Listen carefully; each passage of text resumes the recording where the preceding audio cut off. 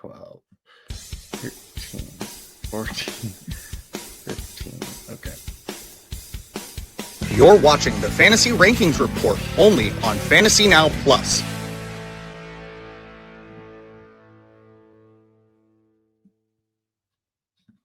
Well, hello, everybody.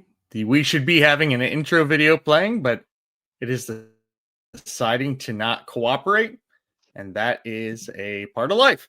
So, welcome to the Fantasy Rankings Report. My name is Christopher Kurt, but you can call me Topher, and I'm here with my co-host, Michael Flores. Michael, how are you today? I'm doing all right. I'm not on the IR, so I'll be fine. That is very true. So, the Fantasy Rankings Report, our show goes through multiple websites and finds the consensus rankings amongst multiple experts and brings that information to you. We talk about what players have the best range, what players are going to be best for you, what are situations you should avoid because some experts have somebody at running back 15 and some of them have them at running back 32. Where should you lean more? What are we learning about this? Okay. So, and my computer is being a little slow today, so I apologize for that. Okay. I am our wide receiver expert. Michael is our running back expert. And we are going to get started with our little rankings question of the day. Now, we are in the first week of buys, which means that rankings can get a little skewed. They can be a little different than what we've seen throughout the beginning of the year. And I want to ask you what wide receiver tier you think some of these players are in now that we're at our first bye week and we have 4 teams on bye. Okay. So I'm going to start off with Ja'Marr Chase. Oh man, Jake Browning as quarterback. Ja'Marr Chase unfortunately is probably a low tier 2. He is currently wide receiver 11. Oh, So he's in that wide receiver 1 tier. Yes. What about Deebo Samuel? so he did go off for me a couple weeks ago. I am probably going to stick him into a high level tier 2. Okay. Hey, he is wide receiver 12. Oh, As we borderline. all Okay, thought going I like in. it. Yeah, still wide receiver 1 tier, but just like we all thought, Ja'Marr Chase and Deebo Samuel being ranked next to each other at the fifth week of the season. Same thing. Okay, the struggling Brian Thomas Jr. I want to say 3, but it seems like I'm a whole tier behind on everyone. So let's go with a low tier 2. You're absolutely right. Low tier 2, wide receiver 24. Good. What about T. Higgins? So T. Higgins has been spending a lot of time on my bench. He has not been what I've expected this year. I wouldn't be surprised if he is close to that 35-ish range. Let's go tier 3. He's middle of tier 3, wide receiver 3. Good. And one more to kick it off. Cooper Kupp. All right. So I haven't been paying attention to Kupp at all, but I have heard some rumblings that he's actually not doing too bad right now. But I'm going to stick with a upper tier 3. He is middle of tier 4, wide receiver 42. Yeah. So some of these rankings can get really interesting as we have some bye weeks. Like somebody rated Chris Olave as wide receiver 14. That's extraordinarily high. And his rank is wide receiver 22 in our consensus rankings.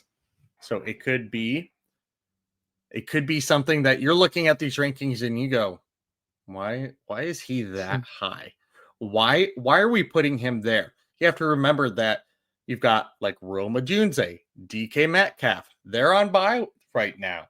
Matthew Golden, Romeo Dobbs, 3 TD Romeo Dobbs is out there on bye as well. Good. We're going to move on to our next section. Take it away, Michael. All right, so we're going to go into our steady and safe. This is the part of the show where we highlight 3 players in our positions of expertise that the consensus agrees on. Now, like you said, we're in a bye week. Some of these are going to get a little interesting. Some of them are guys that you know that are definitely your steady and safe, pretty much week in, week out. My first guy, I'm going with Travis Etienne Jr. He's actually listed as an RB16. His ranking is anywhere between 14 and 17. He is coming off a great game against San Francisco. He rushed for 124 yards, and fantasy-wise, he's been very consistent. You know, his worst week was week 3, where he only scored 11.6 points.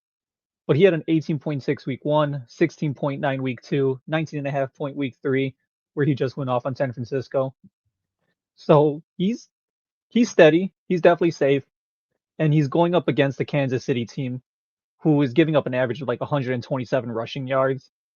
Somehow they held Derrick Henry in check last week, which, to be fair, everyone kind of has minus Buffalo, which has been very surprising to me. Like, I understand he's getting older, but this is not what I was expecting out of Derrick Henry. I think he fumbled first 3 weeks, but they also gave up a 71-yard run to Justice Hill.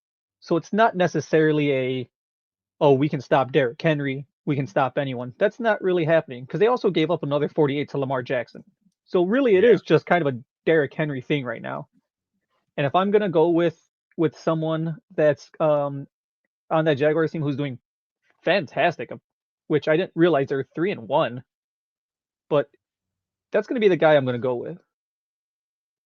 There you go. Yeah, I was not in on him at all this offseason, and he's been one of those players that has very much proven me wrong. And when it comes to me doubting a player and them proving me wrong, I'm happy for them, because it's their life. Like, it's their livelihood. So I'm glad that me sitting on my couch yelling at the TV that I'm wrong. I want to talk about Jordan Addison again.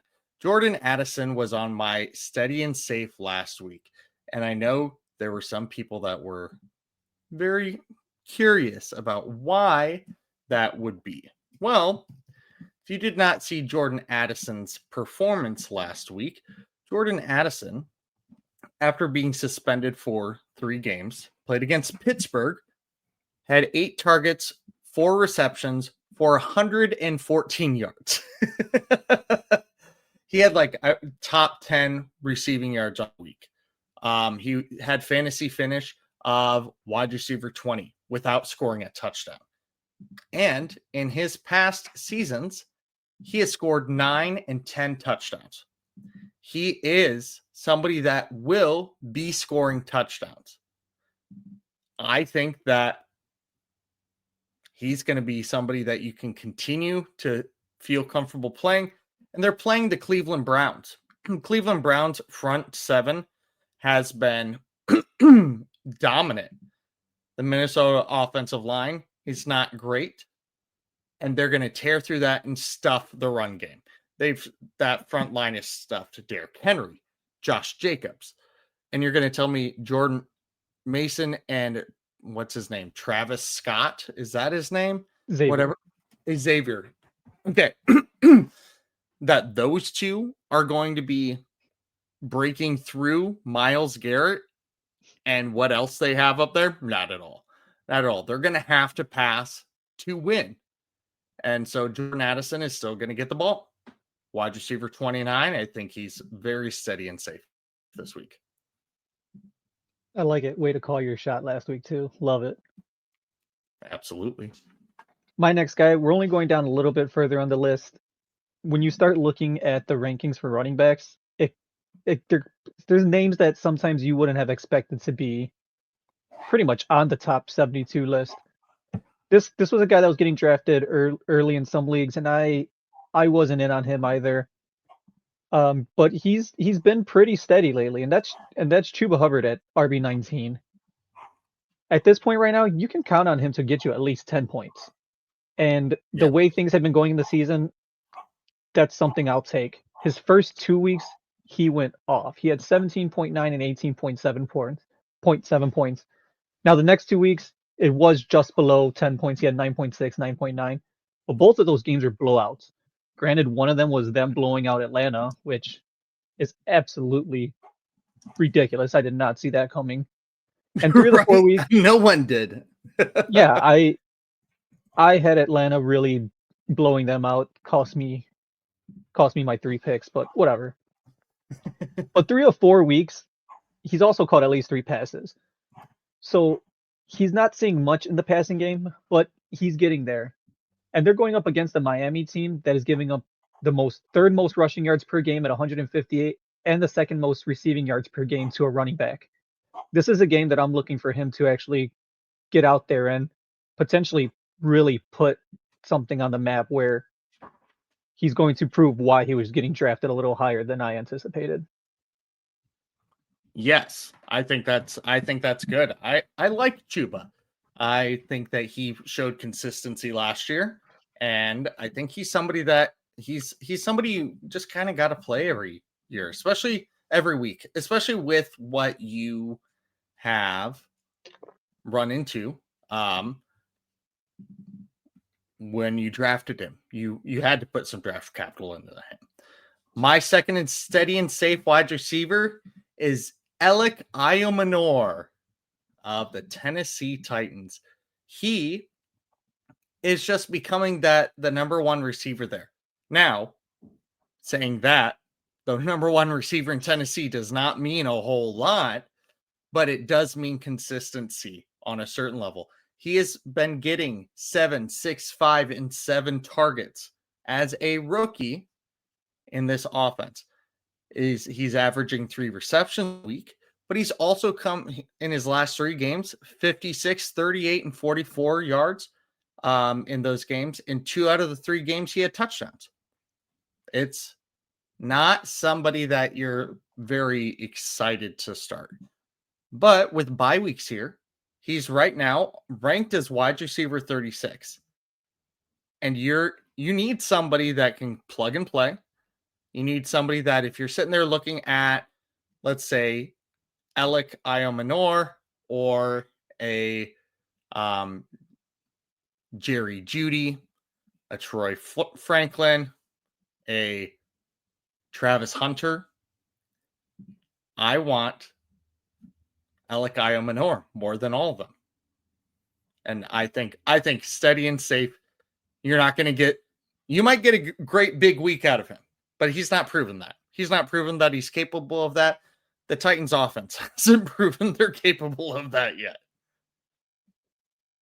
Yeah, absolutely. And I mentioned this before. I picked him up when we were talking about him the other week, and yeah, he's been a steady start for me. And I'm getting enough from him that is getting me by, so I like it. Now, I was going down the list of guys to talk about, and it was getting harder and harder this week to really find a running back that I can really call steady and safe. That isn't one of the major names. Mm-hmm. I did go with a guy higher up on the list, and that's mostly because I have to admit about how wrong I was. And I was very wrong. And unfortunately it's 2 years in a row. So that's just shame on me now at this point. And that's Kyren Williams. You know, I talked with people last year. They were like, oh, he's going to be amazing. He's going to be amazing. I said, no, they're going to put him on special teams on the return game, and it's going to ruin his rushing game. Yeah, that didn't happen last year. Nope. Everybody thought it would. Yeah. And I was wrong. I'm okay with that. But then I kind of doubled down, said, no, he had a really good year last year. And I went into this year thinking kind of the same thing. He had a good last year. It's fine. Mm-hmm. Whatever. He's not going to repeat it again. was wrong. He's starting off very well. On the low end, he's getting you about 66 yards. And that's, I think, his first 2 games had 66 both games. He's also averaging about 2 receptions a game, which is not many receiving yards, mid-teens at the most. But he is going up against a San Francisco team that I just got shredded, that I just mentioned recently. He's a guy that, even though you're not getting tons of points out of him, again, he's another guy that's going to get you at least 10 points. He can split into your RB2 spot. Now, I know, big deal, he was up on top already, so why go to him? But like I said, I got to admit when I was wrong, and he's proven me wrong already 2 years in a row. Yeah. And also right now, something you gotta consider is right now we're giving you weekly advice. So Kyron Williams, he's a great, steady, and safe every week, but especially this week. Like, that's something that I really try and focus on is who is somebody that might be questioned if they should start or not and should be playing. Jamie Pirogue is here. Hey, Jamie, glad Jamie? to have you here. Good. My third steady and safe wide receiver is Xavier Worthy. Now, Xavier Worthy, after getting hurt like 4 plays into the season, is now back in this offense. And last week, you could tell that the offense needed that. They needed him. They've been playing without their 2 starting receivers essentially all year so far. Rashee Rice comes back in a couple weeks, and you saw what they just did to the struggling Baltimore Ravens, who are now 1-3. That feels like we're in the bad place right there, in the upside down. And now Jackson's hurt too. Yeah, Jackson's hurt. I want to say that I saw that there are 14 players hurt for Baltimore right now, and 10 of them are starters.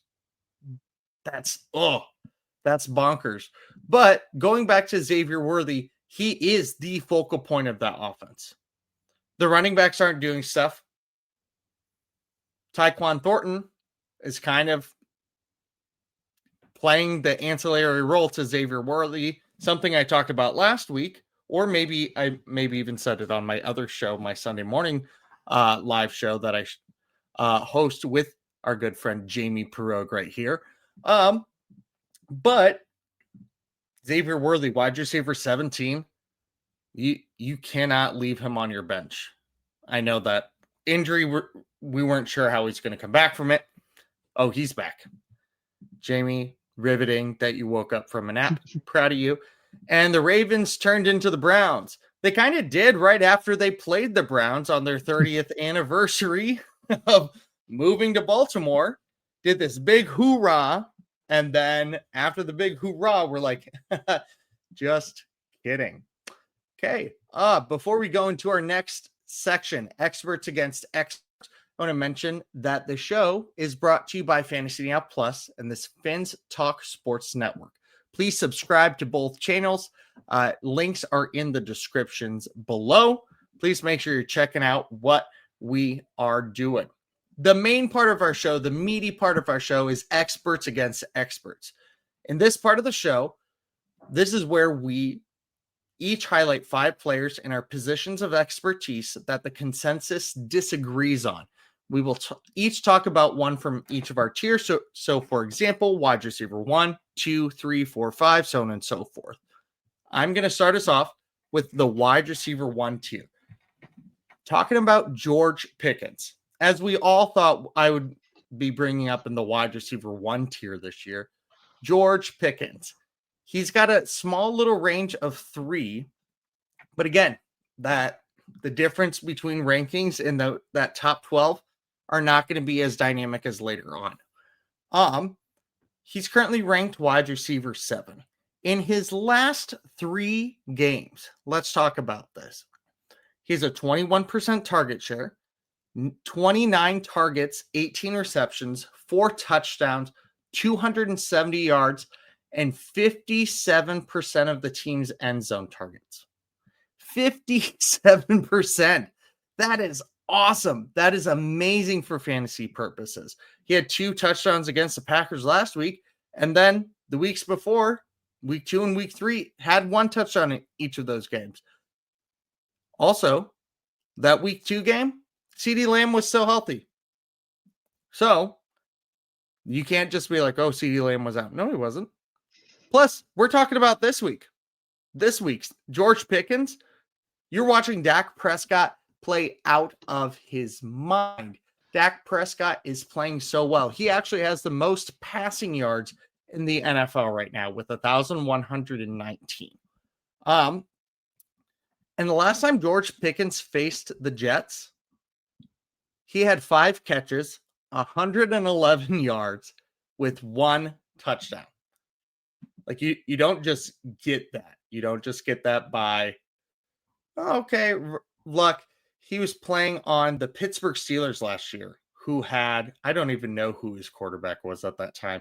I don't think he even wants to remember who that was. George Pickens has 9 less receiving yards than A.J. Brown and Devonta Smith combined, with double the touchdowns of them combined, despite 15 less targets. That's not something that you would ever hear or dream about hearing.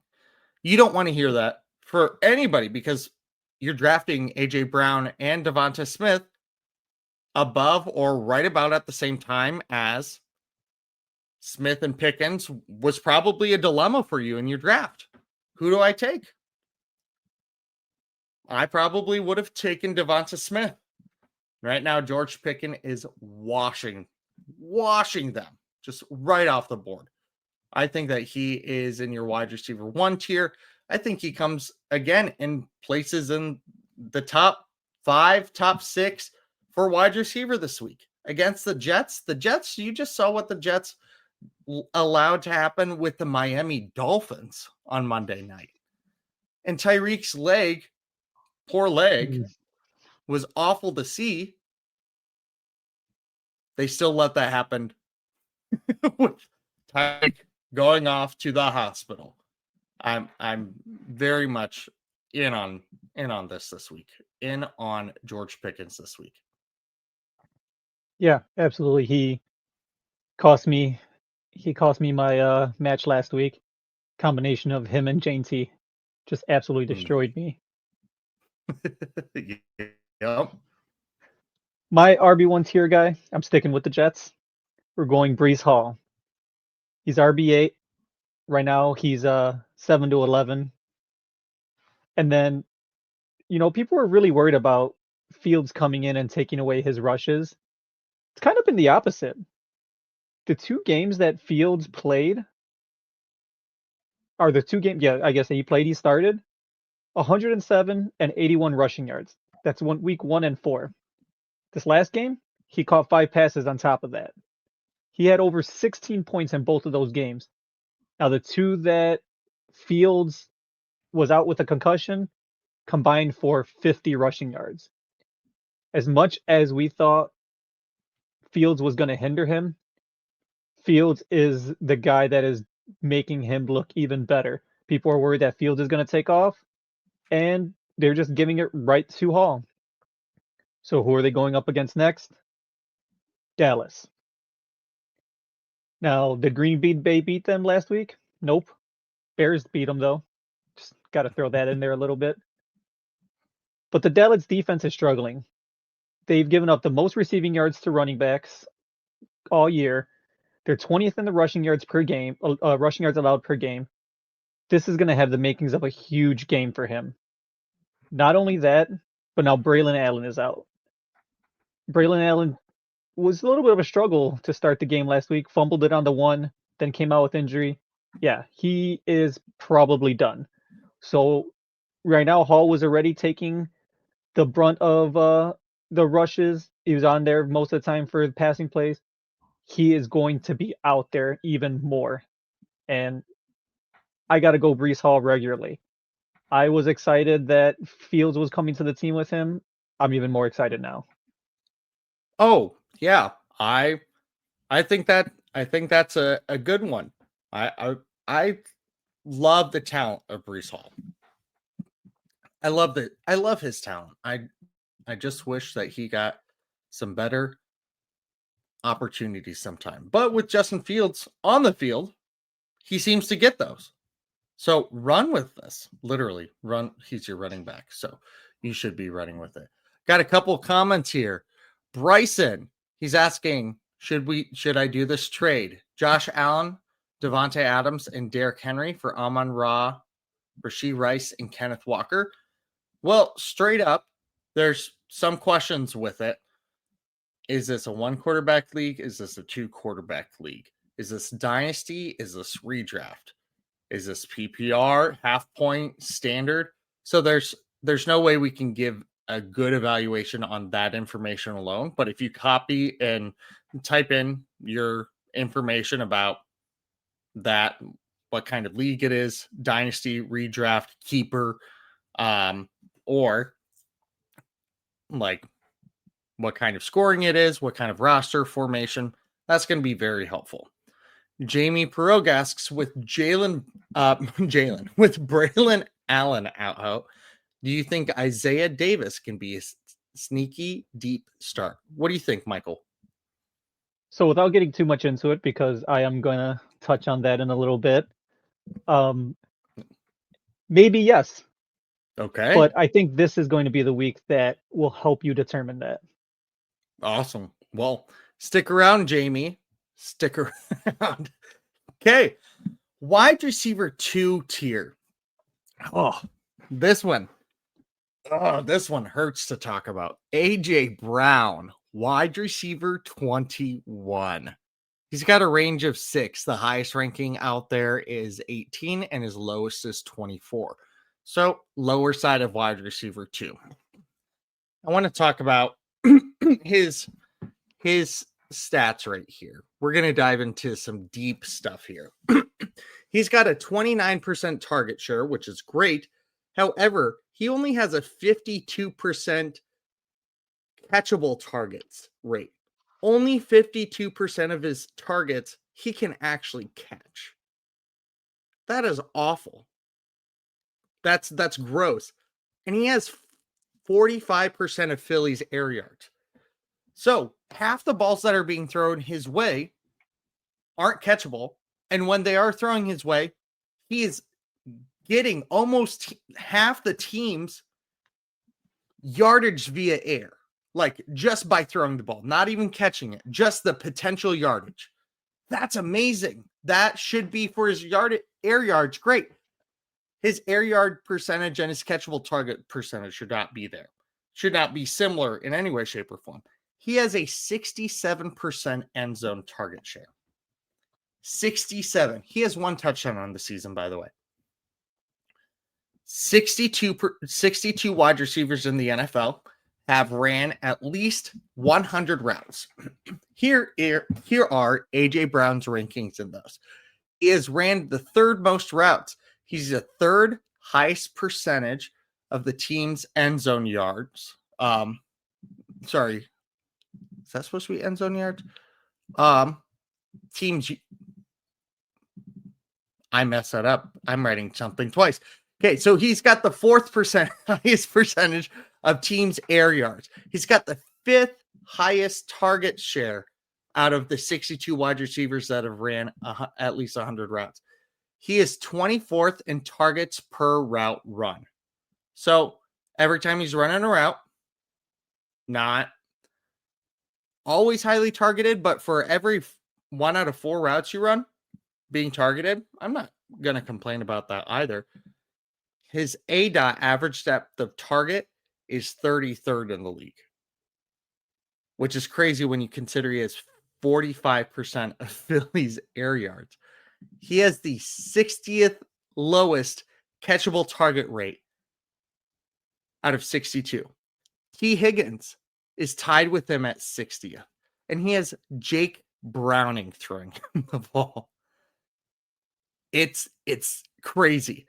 Right now, with his week 3 performance, he has on the season 14 receptions, 28 yards, 28 targets, 151 yards, 1 touchdown, and 5.39 yards per target. His normal yards per target per season, there have only been 2 out of his 1, 2, 3, 4, 5, 6 prior seasons that he has had below 10 yards per target. Well, So now he is at 5.39. You take away his week 3 game where he actually looked like AJ Brown and everybody was like, oh, thank God he's not dead. And then he died again. 8 receptions, 18 targets, 42 yards, 0 touchdowns, 4.05 yards per target. In 3 out of his 4 games, he has totaled 42 yards, not 42 yards a game, totaled 42 yards. Alec Iomanor has had more yardage in games on average than what he's having right now in 3 weeks. Players that have more receiving yards than him if you take away week 3. Greg Dortch of the Arizona Cardinals, Malik Heath, Green Bay Packers, Casey Washington of the Atlanta Falcons, Chris Moore of the Washington Commanders, Isaiah Bond of the Cleveland Browns, and teammate Jahan Dotson. AJ Brown is firmly on my bench because, yes, he's going to have weeks right now where he does AJ Brown things. But if I have a 25% chance of him doing that, or a 75% chance that he does not eclipse 18 yards in more than 3 receptions in a game, no. That's why you look at people that are steady and safe. I'm starting a Jordan Addison over him. I'm starting an Alec Iomanor over him. I'm starting a Xavier Worthy over him. That's disgusting to say. I don't like it because I came into the season going, hey, Brown, one of your most consistent things. Boom. Now, Jamie has brought something up. So you're saying that big games are coming for AJ Brown. Positive regression, right? Not with how the team's playing right now. They're winning games. Why would they change what they're doing? They have not lost a game in 2025. They are the only professional organization that has not lost a game in 2025, I believe. I think I saw that today. The only professional sports organization that hasn't lost in this calendar year. Why would they change? Yes, he's a squeaky wheel. Squeaky wheels get cleaned. They get fed. He'll have that. We know that. But do I want to trust that that's going to be next week because he tweeted a Bible verse? No. I don't want to do that. I don't believe that. He just said a couple hours ago about Philadelphia, this is my home, on Twitter. Right after he tweeted this Bible verse about if they're not respecting you, I don't remember exactly what it was, but it was like, shrug it off and go find your own way. And I was like, oh. And everybody's like, oh. AJ Brown. Until they start passing the ball. They didn't even have positive passing yards last week in the second half of the game. The second half of the game, they did not have passing yards, period. Period. You want to start a guy for a team that, No. They're winning the game. They don't care about your fantasy team. Rant over. I know I talked a lot right there. No, I love it because I have a lot of the same feelings, and I am in a league where I was able to draft him. I can't remember. I had the turn, so I can't remember if I got him last pick of the first round or first pick of the second round. Either way, I got him a lot later than I thought I was, and the amount of single-digit points games that he had is too damn high already this year. I think week 1 might have been like 1.8 points. That's not how I wanted to start off my year. So I feel exactly what you're saying right now. Mm-hmm. So my RB2 tier guy, going with the guy that wasn't really sure what or when or if we were going to see him play. That's Quinshon Judkins. He's currently at RB15. Anywhere between 10 and 19 is where they're ranking him right now. Now, I wasn't sure what was going on with everything on whether or not was he going to get suspended, what was going to happen with him. I wasn't following it too closely, but I was just kind of, I guess, ignoring the fact that maybe he's going to do something, maybe he's not. Well, week 2 was his first game. He had 10 attempts, and then next 2 games, he doubled it, almost doubled it each game. I believe he had 18 and 21 on the next 2, and that was good enough for 94 and 82 rushing yards those 2 games. He also had 4 receptions last week. He's kind of that bright spot, I guess, right now in Cleveland. Like, yeah, sure, they look good against the Packers. It was just a lucky win. The way that whole week went with every single team on blocked field goals Yeah. and everything just going crazy. It was a lucky win. Now Flacco's out. They did announce Dylan Gabriel is gonna be starting, which now there's a whole bunch of drama apparently with Shadur, but we'll see what happens there. But I'm thinking the way I'm seeing it this week is that he could see a lot of work early on because this could turn out to be a blowout against Minnesota. The Browns can probably start by halftime having to throw the ball quite a bit. But with a rookie quarterback, they're going to try to rely on a guy that has been doing well for them. That's Judkins. With first start for Gabriel, I'm sticking to it's going to be early points for Judkins. Minnesota is averaging 130 rushing yards allowed per game, and they even let Gainwell go off last week for 99 yards against them. Like, Minnesota has a great defense, and yet their rushing defense is just struggling. What kind of Judkins, paradox do we live in? Goodness. I know. Kenny Gainwell. 99 yards. I didn't get to watch that game, but just looking back at the highlights and stuff, I don't understand what's going on with Minnesota. But that's Judkins' time to be able to go and cement himself as one of the better rookie running backs right now. I absolutely agree. I think that this Browns rookie draft was pretty incredible for them. And we're going to see it pan out for them, especially with Dylan Gabriel now taking the helm. You knew that Joe Flacco wasn't going to be your future. You knew you had 2 guys that were going to be playing behind him that were going to eventually be starting, at least one of them. I always kept saying it was Dylan Gabriel. People were like, no, it's going to be Shadur. No, they drafted Dylan Gabriel in the 3rd, guys. Come on. They're getting more publicity with Shadur, and they think that he has talent, which he does, but I like Dylan Gabriel better. Jimmy Perogue, all the picks were great until they drafted shittier Sanders. Okay. Yes, you're absolutely right. Broly _619. Yo, I traded Puka Nacua and Omarion Hampton for Derrick Henry and Saquon Barkley. It's non-PPR. Did I lose horribly? Yes. I don't care what kind of league this is, because I did ask that about a question earlier. I'm sorry, man, or girl, or person. You lost. No matter what, no matter who you are. Nacua is the most surefire thing in fantasy football right now. He's going, barring an injury, he will be the number 1 wide receiver in fantasy football. He was the number 1 wide receiver after 3 weeks, and he didn't have any touchdowns. And now he scored a touchdown.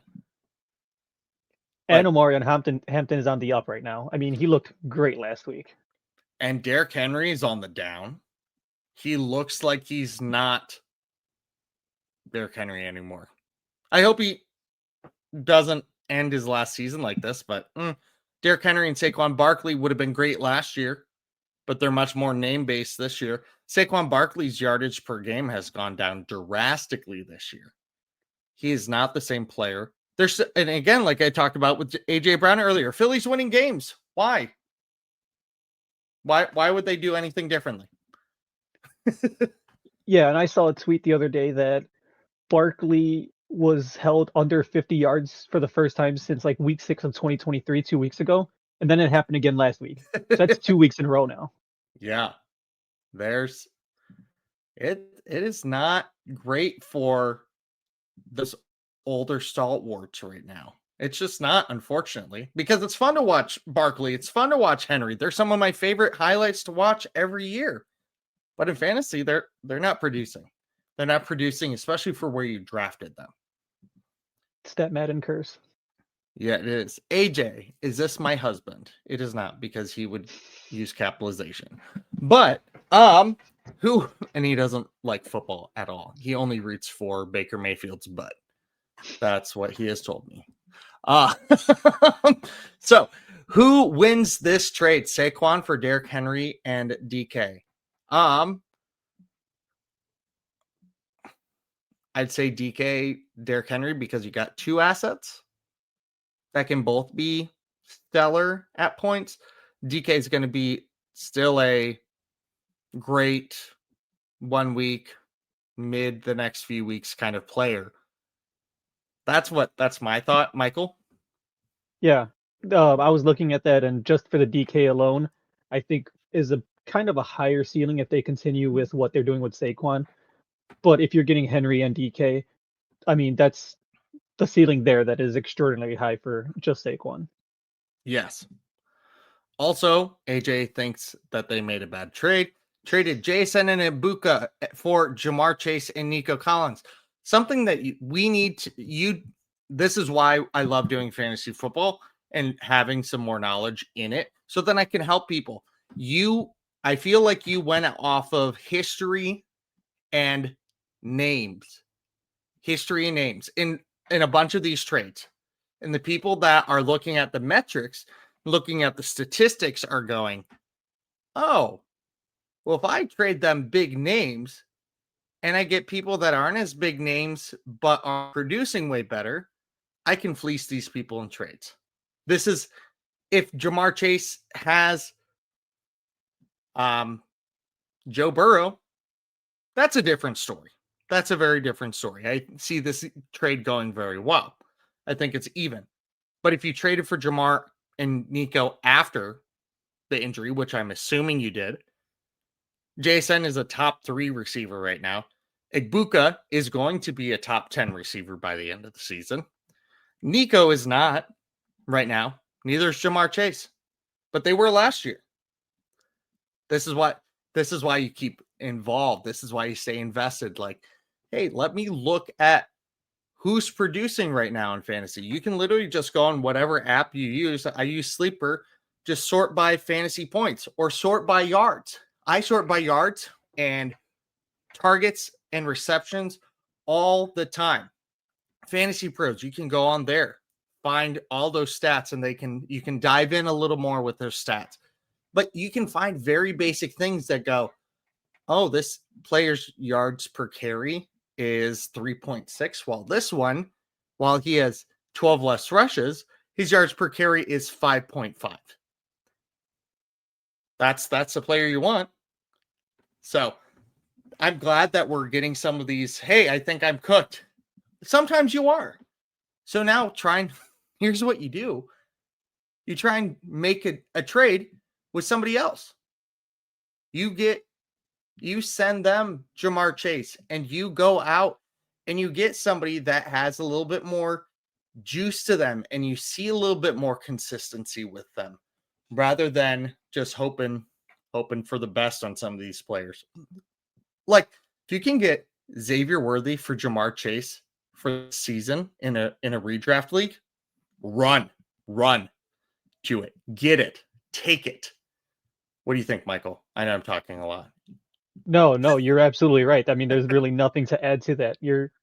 He gave up 2 guys that are absolutely performing right now, and if it looks like they're going to keep performing, for a guy without or two guys without a quarterback, to be honest. CJ Stroud is non-existent right now.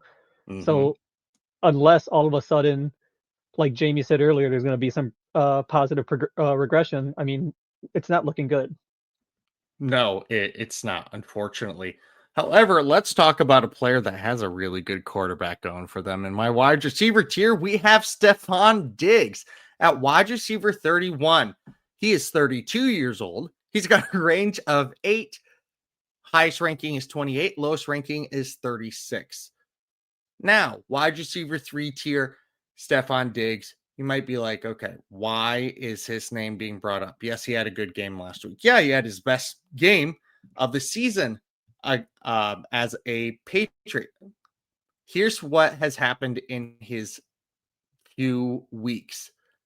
He, as a Patriot, week 1, 23 yards. Week 2, 32 yards. Week 3, 57 yards. Week 4, 101 yards. So by that logic, this week he'll have like 217. It'll be great. But not really. But he is improving. He's getting more comfortable with Drake May. Drake May, who has the 6th most passing yards in the league with 988. He has the most passing yards in the league if you take out the 5 people above him that have 1,000 passing yards or more. So if you just take the top 5 out, he's best.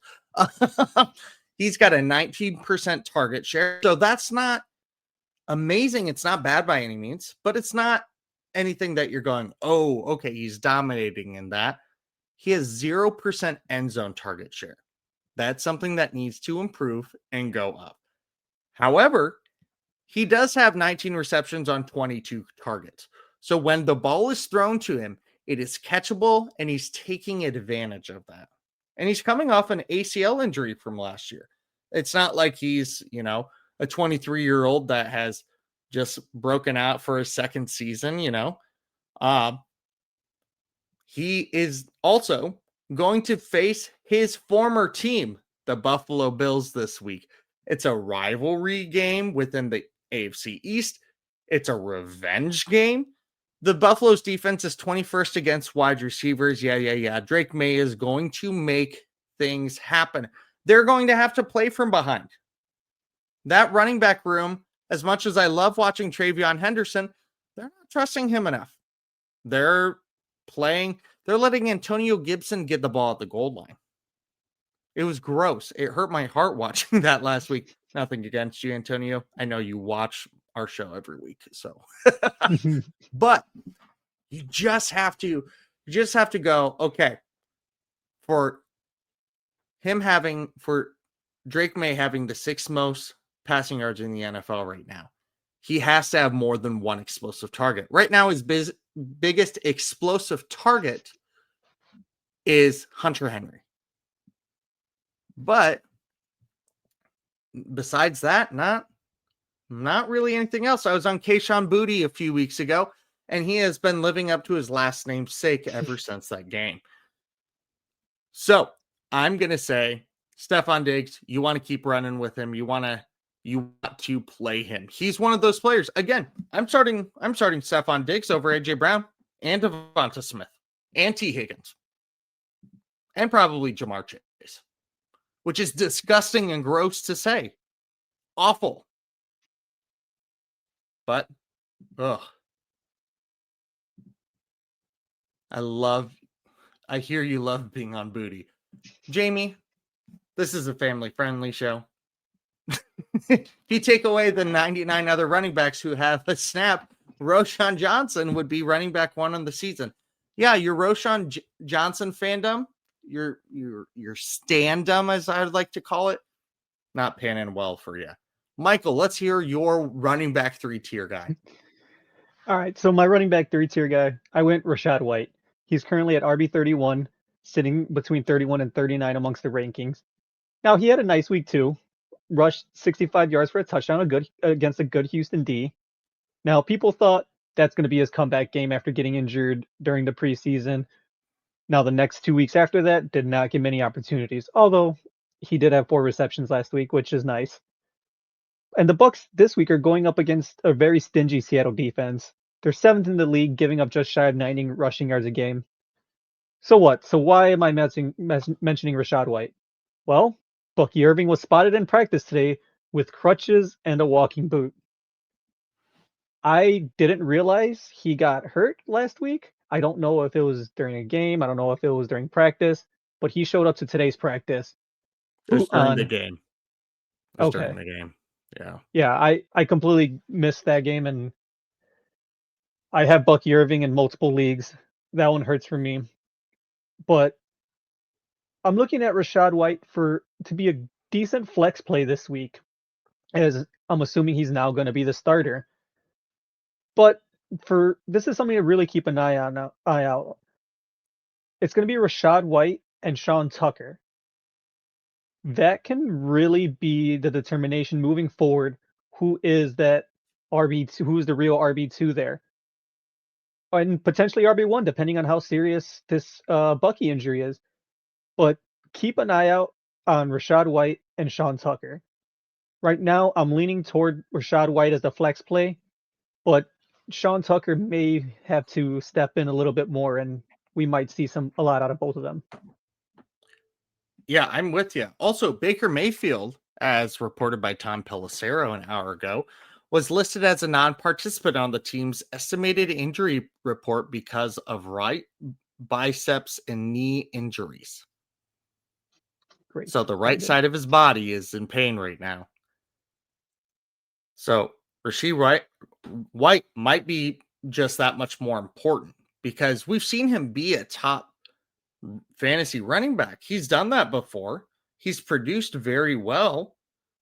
And with Bucky, I would say that they're not gonna play Bucky this week. I would be, if they want him to be healthy the rest of the season. I don't know. I don't do health, but but I think that Rashad White has a potential to do some good stuff.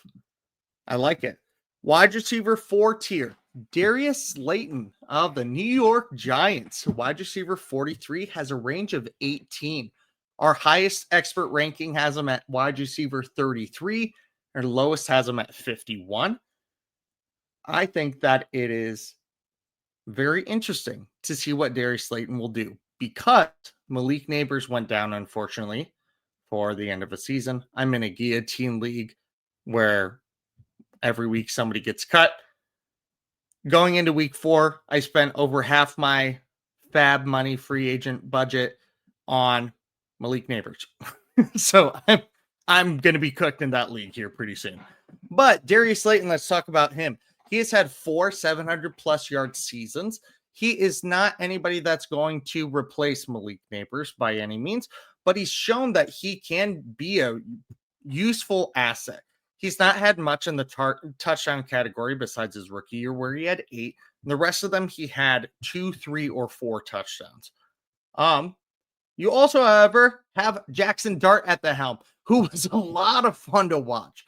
He was a lot of fun to watch. He believed that me as a white person has athleticism again. They're also playing the Saints, 12th worst against wide receivers, but the Saints just look awful. The Saints are one of the worst teams in the league right now. I'm not overly confident that they can stop Darius Slayton. Something else you need to remember is following the money. Darius Slayton this offseason signed a 3-year, $39 million contract. They're not going to just, is it 39? No, 36. Sorry. $36 million contract. They're not going to just let him sit on the wayside for an average salary of $12 million a year. No, he's going to be involved. Last year, when Malik Neighbors was out weeks 5 and 6, Darius Slayton had a 29% target percentage, 11 targets per game, 56.9% of the team's air yards, 2.49 yards per route run, or 89.5 yards per game, and 36.5% first read share. However, you also need to look that when he Didn't have Malik Neighbors. He averaged 18.95 fantasy points per game. On the other hand, as Heath Cummings in his tweet says, Darius Slayton played 67 games without Malik Neighbors before last year and averaged 43.7 yards and 8.8 fantasy points. So literally 10 fantasy points less. He's somebody that I would risk playing him this week with a bye week. If you need him in a flex play, I start him because there's opportunity. There's a lot of opportunity there. And they're playing the Saints. It's not like they're playing, I don't know, who's a really good secondary this year. I am struggling with that right now. But it's not like they're playing the Broncos, or it's not like they are playing the Minnesota Vikings secondary. They're playing an easier team. Yeah, absolutely. And I do have him in a deep dynasty league, so he's definitely being looked at for consideration right now. Good. So my next guy, I'm going with Emari DeMercado. RB 39, 35 to 47 range. Third on the depth chart going into the season behind James Conner and Trey Benson. Because of that, wasn't seeing any action. Zero rushed attempts, 0 targets first 2 weeks. Well, Conner got injured. He's done for the year. Mm-hmm. He's going to get some time, right?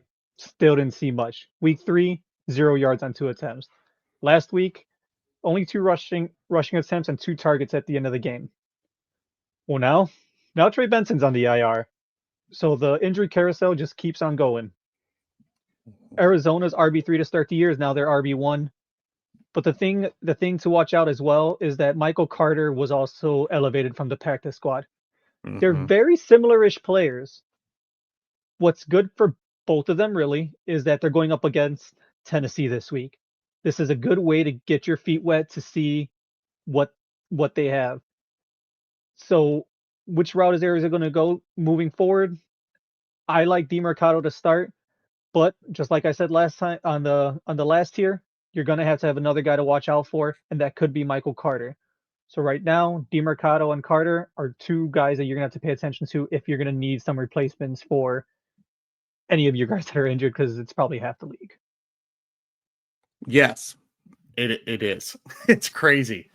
Yeah, and Arizona hasn't been a shining star either. But again, injuries abound. Welcome to week 5 of the NFL season, where byes and injuries make you start somebody like Emari DeMercado. My wide receiver 5 tier, who I am taking a chance on, is Isaiah Bond. He's actually in the wide receiver 6 tier.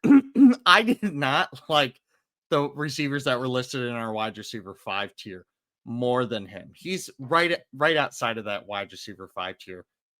But I like Isaiah Bond more than Kayshon Boutte, Marvin Mims, Tyquan Thornton, Rashad Bateman, Jalen Tolbert, Kavontae Turpin, Sterling Shepard, Kendrick Bourne, Terry McLaurin. Obviously, if Terry plays, that'd be a different thing, but he's kind of rated lower because of injury right now.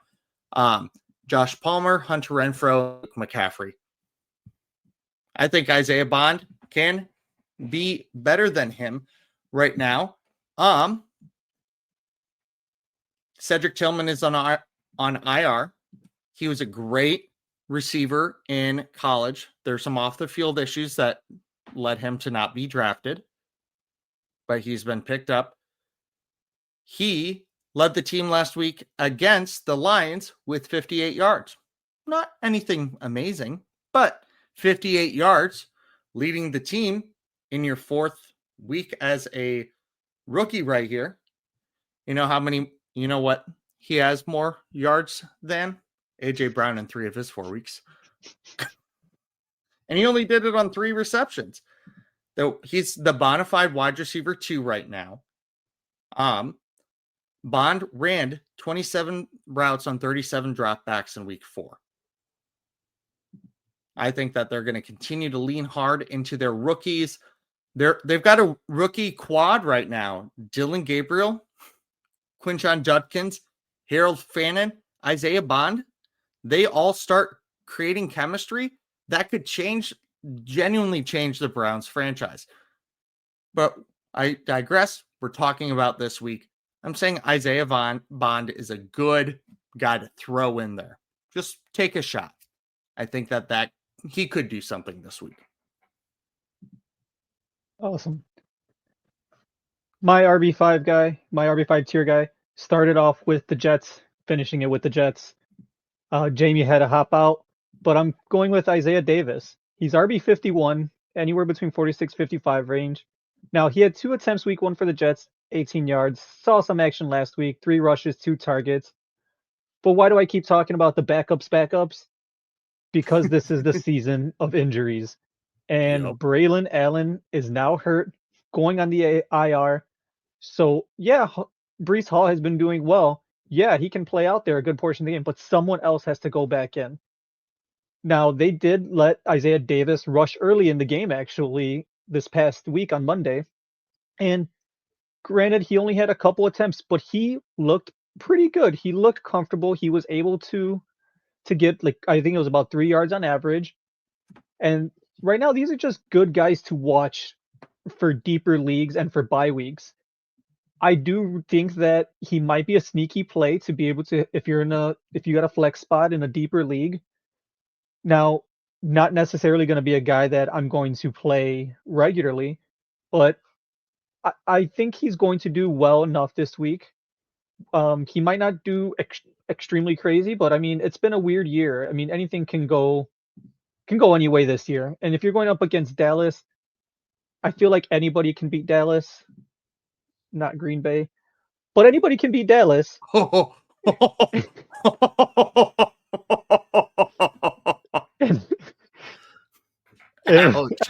Very well played.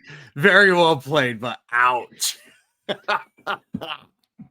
Isaiah Davis can be one of those guys that can beat Green Bay if given the opportunity. So I would say just keep an eye out for him, because all these bye weeks are starting this week. He might be a guy that can be plugged in.